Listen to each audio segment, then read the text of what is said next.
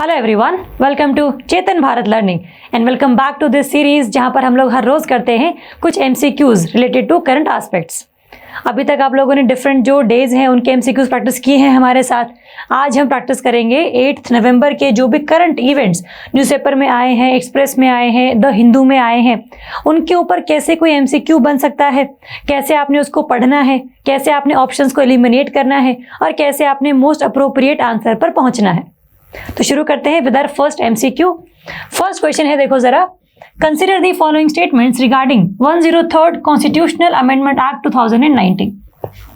News में है अभी, क्योंकि अभी रिसेंटली 3-2 मेजॉरिटी का जो एक वर्डिक्ट है वो आया है कि ये जो अमेंडमेंट है it is very very genuine और इसको हमें नलीफाई करने की कोई भी जरूरत नहीं है।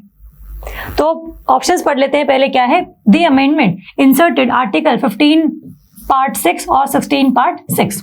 देखो ये जो अमेंडमेंट है वो ये कहती है कि जितने भी हमारे ईडब्ल्यूएस हैं, इकोनॉमिकली वीकर सेक्शन के जो लोग हैं, उनको भी हम लोग दे सकते हैं रिजर्वेशन। अभी तक इससे पहले, इस अमेंडमेंट से पहले हमेशा क्या होता था, reservation was based upon the social and educational backwardness.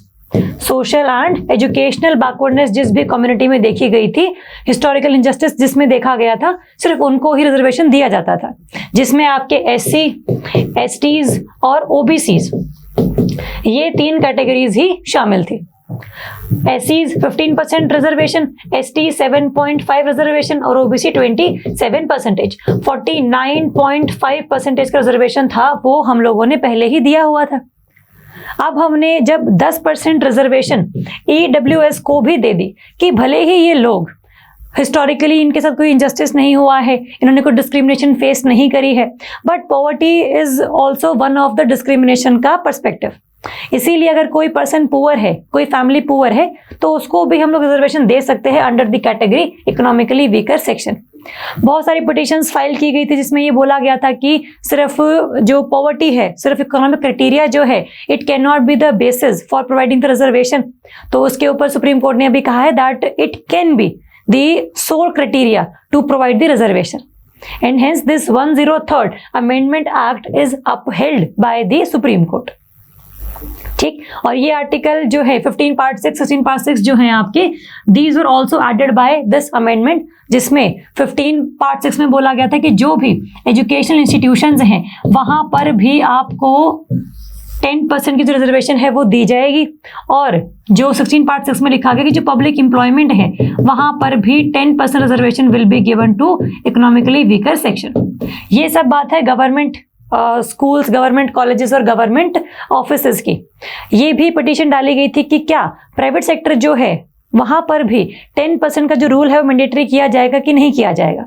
वो सब सुप्रीम कोर्ट ने कहा है कि अगर प्राइवेट सेक्टर में भी आपने किसी सेक्शन ऑफ कम्युनिटी को रिजर्वेशन देना है तो that is the responsibility of that state government. तो yes, it can be done but by the consent of state governments. So this amendment is upheld by the Supreme Court. This option is correct. Second, it provided up to 10% reservation to the economically weaker section in the unreserved category. और ये भी है इसमें कि 10% में जो है इसमें आपका SC, ST और OBC इनके बीच में कोई सब रिजर्वेशन नहीं है। इसके लिए भी डिमांड जो है भी चल रही है कि 10% के विद इन भी इकोनॉमिकली वीकर सेक्शन में एससी अलग रहे, एसटी अलग रहे कैटेगरी और ओबीसी भी अलग रहे। फॉर एग्जांपल 10% रिजर्वेशन हुआ, उसमें से 5% फॉर जनरल कैटेगरी के लोग, 2% फॉर एससी, 2% फॉर एसटी या 1% फॉर ओबीसी।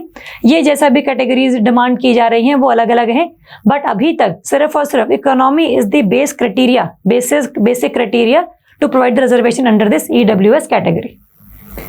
तो ये ऑप्शन भी सही है आपका। पूछा क्या है आप लोगों से, चूज दी करेक्ट स्टेटमेंट। तो जब दोनों ही सही है तो आंसर क्या रहेगा आपका, सी, बोथ 1 and 2। तो अगर इस टॉपिक में से कोई क्वेश्चन आता है तो इसके बेसिक्स पर आ सकता है, मेंस में अगर आएगा तो इसके रिपरकशंस पर आ सकता है। तो आपने टॉपिक को बड़े ध्यान से करना है कि कौन से जो मेजॉरिटी ओपिनियन है, 3 जजेस ने क्या कहा है वो पता होना चाहिए, और जो 2 जजेस हैं जो माइनॉरिटी ओपिनियन है उन्होंने क्या कहा है वो पता होना चाहिए। ठीक, चलिए answer is C. Next, consider the following statements regarding CDRI coalition for disaster resilient infrastructure. देखो ये न्यूज़ में इसलिए है क्योंकि इंडिया की तरफ से डिमांड बहुत सालों से चल रही है कि हमारे पास कोई एक ऐसा ऑर्गेनाइजेशन होना चाहिए जहां पर सभी कंट्रीज आए, इकट्ठे बैठे और ये डिसाइड करें कि हम लोगों ने अगर डिजास्टर से बचना है तो हमारा जो इंफ्रा है वो कैसा होना चाहिए। डिजास्टर आएगी, साइक्लोन भी आएगा, अर्थक्वेक भी आएगा, फ्लड भी आएगी, सुनामी भी आएगी, लेकिन इन सब के चलते हमारा जो इंफ्रास्ट्रक्चर है वो तो खत्म नहीं हो सकता। तो कुछ टेक्नोलॉजी ऐसी होनी चाहिए हमारे पास जहां डिजास्टर रेजिलिएंट इंफ्रास्ट्रक्चर हम लोग बना सके, लेकिन अभी जो है ये पूरी तरीके से स्टैब्लिश नहीं हो पाई है। इसके साथ ही अभी इसके रिगार्डिंग ही जो WMO है, वर्ल्ड मेट्रोलॉजिकल ऑर्गेनाइजेशन, इन्होंने ये कहा है कि हम लोग अगले आने वाले 5 सालों में एक ऐसा अर्ली वार्निंग सिस्टम बनाने जा रहे हैं कि किसी भी कंट्री में अगर कोई डिजास्टर आने वाली होती है, सुनामी आने वाली होती है, साइक्लोन आने वाला होता है, तो वार्निंग सबको दी जाएगी और जो अप्रोप्रिएट मेजर्स हैं वो पहले ही उठाए जाएंगे। तो इसके रिगार्डिंग जो टेक्नोलॉजिकल एडवांसमेंट है, जो फंडिंग सपोर्ट है टू डिफरेंट कंट्रीज, वो सब दिया जाएगा बाय WMO। तो उसके रिगार्डिंग जो है CDRI भी न्यूज में था कि अभी जब हम इस पर बात कर ही रहे हैं तो इस नई चीज की क्या जरूरत है, क्या ये इसको कॉम्प्लीमेंट करेगा या फिर इसको ये सप्लांट कर देगा। तो इसके बारे में देख लेते हैं ऑप्शन क्या है। It was launched in 2019 by PM at the United Nations climate action summit in New York. ठीक बात है, 2019 में ही इसको लॉन्च किया गया था by prime minister Narendra Modi. और ये कब किया गया था? जब हम लोग एक्शन समिट में गए थे न्यूयॉर्क में। तो पेपर में क्वेश्चन ये भी आता है कि व्हेन इट वाज लॉन्च्ड, तो it was launched eight the United Nations climate action summit which was held in New York. This statement is also correct. It's secretariat is in new Delhi. ये बात भी सही है क्योंकि ये इंडिया का ही एक एजेंडा है, इंडिया ने ही आगे इसको लेकर गया है कि सभी कंट्रीज इसका पार्ट बने, सभी ऑर्गेनाइजेशंस इसका पार्ट बने, जो फंडिंग है वो सभी कंट्रीज को दी जाए। तो ये सब जो है पूरा प्रपोजल वाज ऑफ इंडिया। तो इसके रिगार्डिंग काफी इंपॉर्टेंट भी है ये कि इंडिया का जो एक स्टांस है इंटरनेशनल लेवल पर वो कितना ज्यादा स्ट्रांग हुआ है पिछले कुछ सालों में। तो that is one of the examples. तो ये ऑप्शन भी आपका सही है। पूछा क्या है आप लोगों से? Correct statement. तो जब दोनों ही सही है तो आंसर क्या रहेगा आपका? C, both 1 and 2। चलिए next, consider the following statements regarding Paris agreement 2015। Paris agreement दोबारा से न्यूज में इसलिए है क्योंकि अभी चल रही है हमारी COP27, कॉन्फ्रेंस ऑफ पार्टीज 27, जो चल रही है आपकी इजिप्ट में शर्म अल शेख जगह पर, जहां पर सभी कंट्रीज ये चाहती हैं कि डिफरेंट जो एजेंडाज हैं उनके ऊपर बात की जाए ताकि जो डेवलपिंग कंट्रीज हैं वो इतनी ज्यादा नेगेटिवली इंपैक्ट ना हो बाय द ग्लोबल वार्मिंग।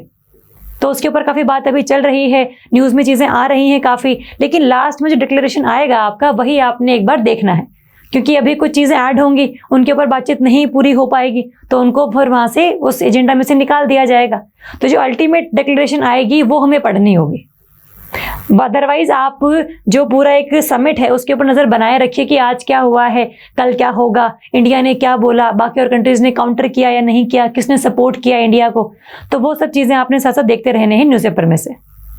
चलिए फर्स्ट इसके देखते हैं option, it is a legally binding international treaty on climate change. ठीक बात है, जो क्योटो प्रोटोकॉल था आपका 1997 में जो इंप्लीमेंट किया गया था, आया था, वो सिर्फ आपका नॉन लीगली बाइंडिंग था, वो अग्रीमेंट आपका नॉन लीगली बाइंडिंग था। लेकिन पेरिस अग्रीमेंट जिसने क्योटो प्रोटोकॉल को रिप्लेस किया, that was the legally binding agreement, कि आपने अपने खुद के जो INDCs हैं वो चूज किए हैं। कोई एक प्रॉपर टारगेट नहीं सभी कंट्रीज के लिए, जैसे क्योटो प्रोटोकॉल में था, हर किसी ने टारगेट अपने हिसाब से लिए हैं, खुद ही जो बेस ईयर है वो चूज किया है, जो टारगेट ईयर है वो चूज किया है।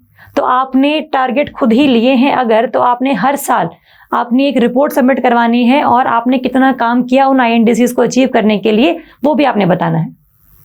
ठीक, तो ये ध्यान रखेंगे। तो Paris agreement replaced the Kyoto protocol which was established under UNFCCC in 1997। इसका जो फर्स्ट रेफरेंस पीरियड था that was 2008 to 2013 and second period was 2013 to 2020। इसीलिए पेरिस अग्रीमेंट जो है वो आपका 2020 के बाद इंप्लीमेंट होना शुरू हुआ है और वो अभी आपके फोर्स में चल रहा है। तो पेरिस एग्रीमेंट में भी क्या चीजें चेंज होंगी, किस तरीके से चीजों को और इवॉल्व किया जाएगा, वो सब पता लगेगा जब COP27 की मीटिंग हमारी खत्म होगी।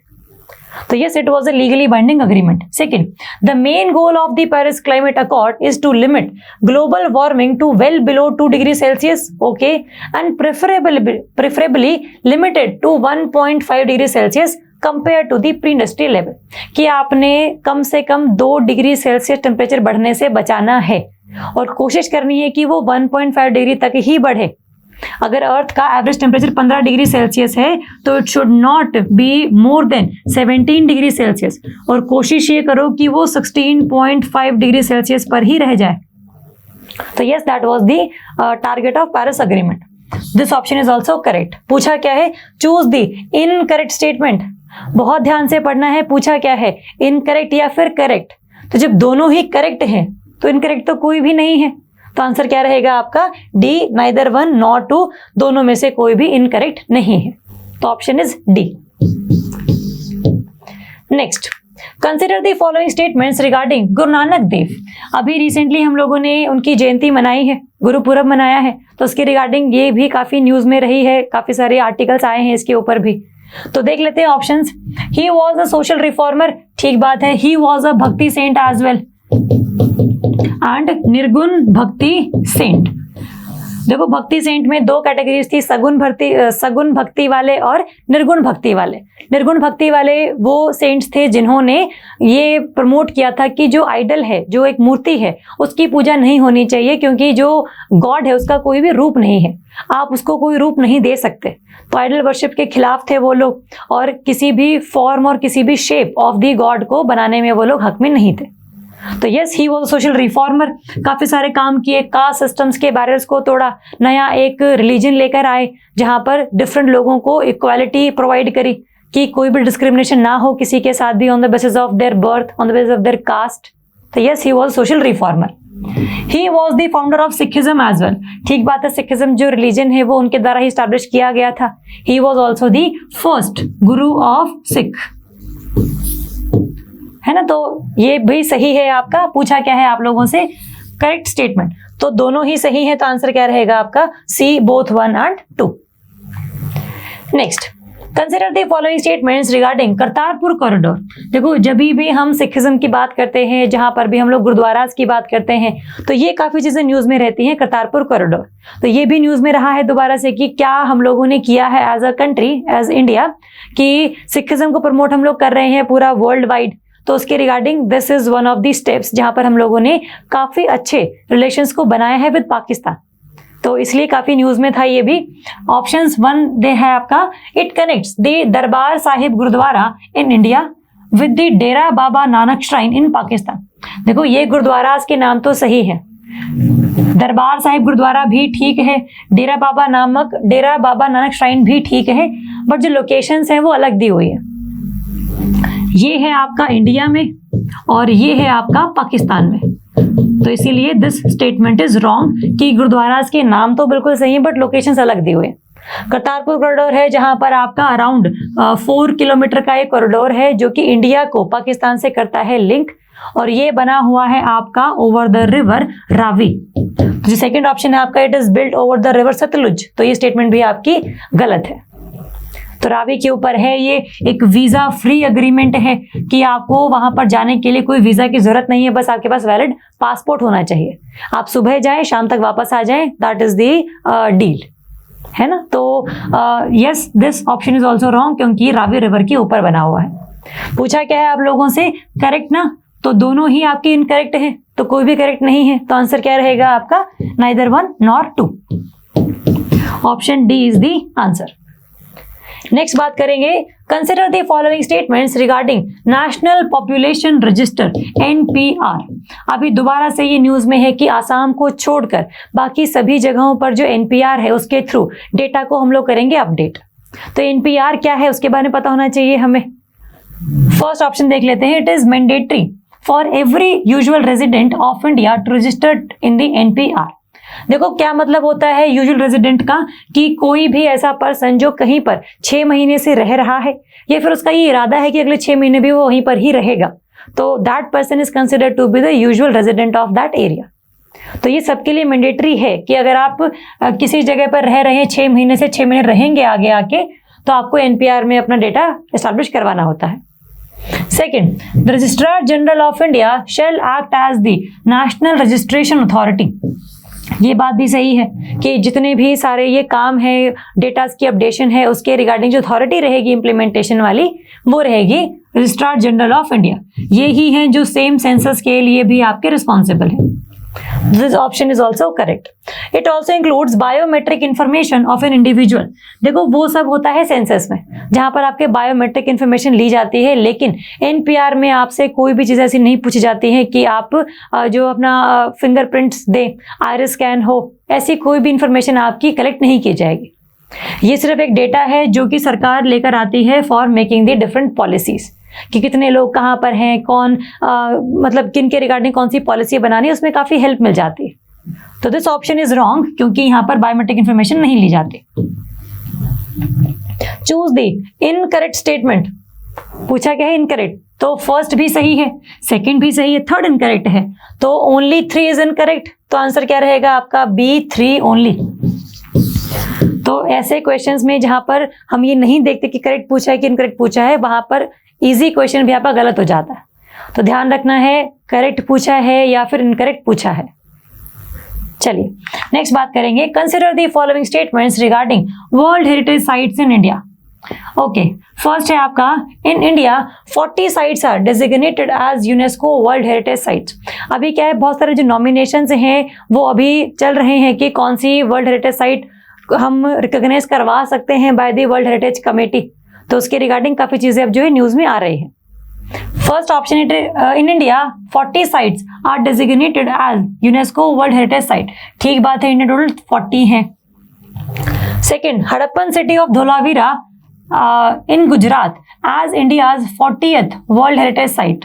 ठीक बात है, अभी रिसेंटली पिछले ही कुछ महीनों में 2 हम लोगों ने ऐड करवाई हैं साइट्स, जिसमें एक तो धोलावीरा सिटी है हड़प्पा की, और दूसरा था आपका रामप्पा टेम्पल।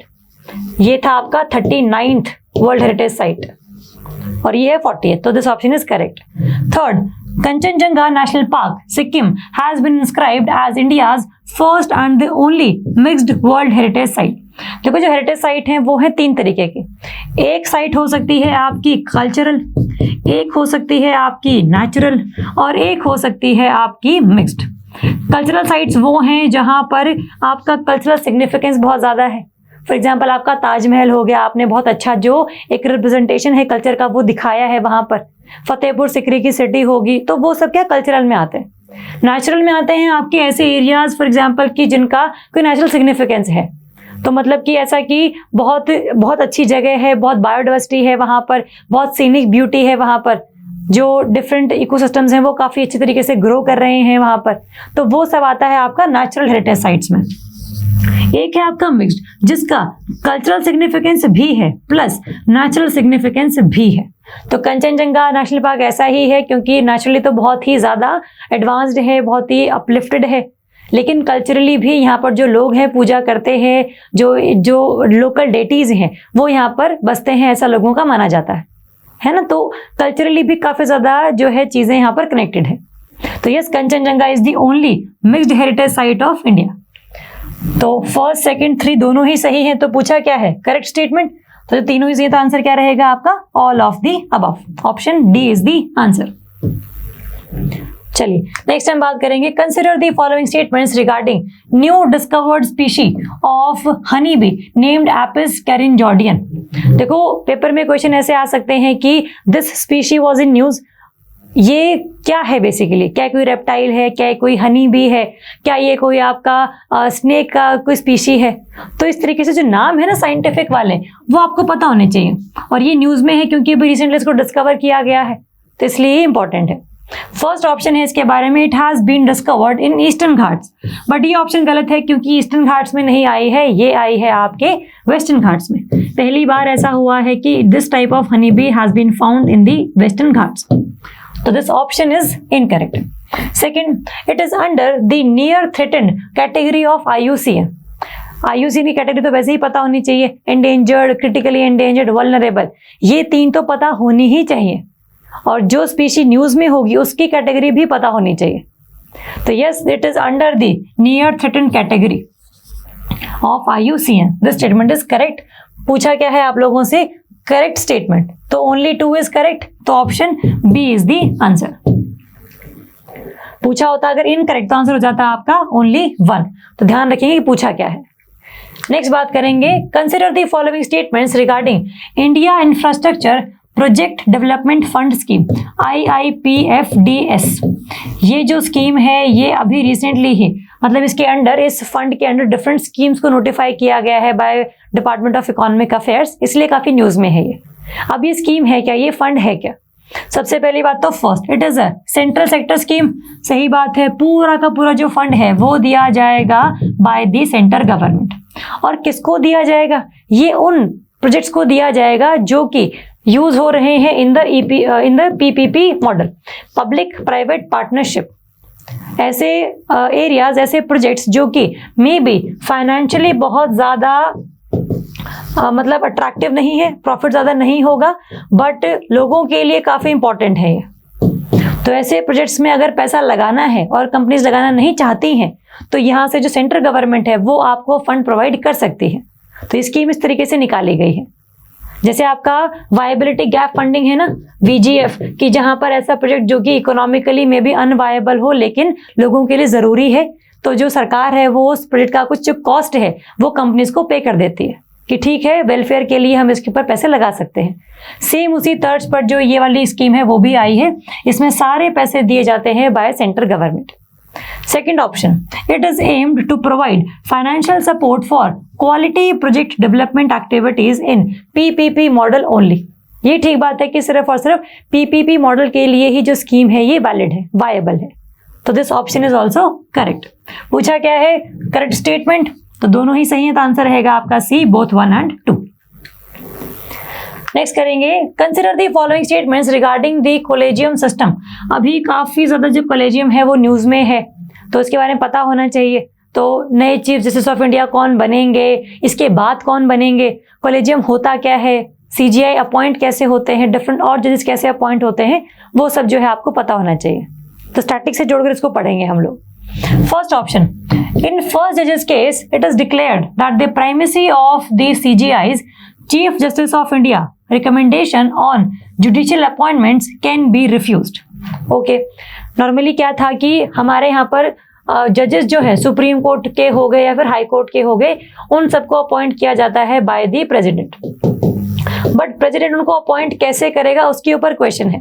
तो जो फर्स्ट जज केस आया था 1981 में, उसने ये बोला था कि जो CGI है, पहले प्रेसिडेंट उनसे पूछेगा कि हमें किनको अपॉइंट करना है, तभी आप उनको अपॉइंट कर सकते हैं। लेकिन ये भी बोला गया कि जो CGI की रिकमेंडेशन है उसको हम लोग मना भी कर सकते हैं by giving some logical reasons. कि अगर आपके पास लॉजिकल रीजंस हैं तो यू कैन रिफ्यूज कि CGI ने जो बात बोली है वो पसंद नहीं आई हमें, हम लोग इनको अपॉइंट नहीं करेंगे, जो भी जजेस के नाम इन्होंने रिकमेंड किए हैं।